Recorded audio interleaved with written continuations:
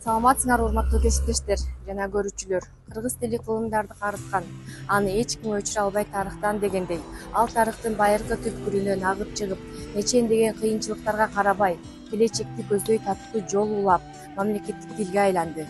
Ата бабабыз бизге көөнөрбөс сөз казынасын урастап элитип кетти. Аларды окуп үйрөнүү, аң сезимибизди, билимибизди, тилибизди байытуу биздин милдет.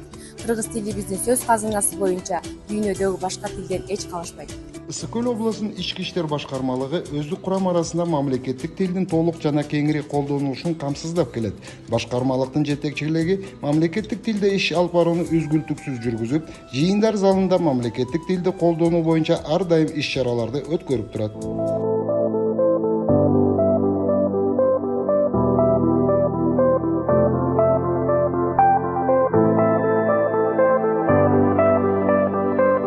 Саламатсыздарбы?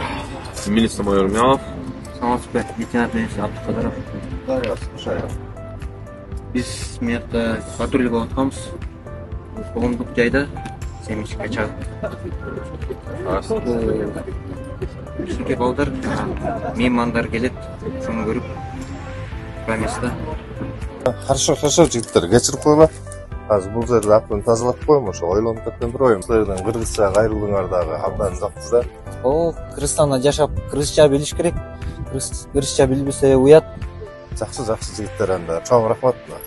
Кыргызча кайрылганыңарды дагы баалап, азыр бул жерди мен сонун тазалап коем. Рахмат. Саламат калгыла. Эми кесиптеш жумушту барып улантабы? Мени жабайт.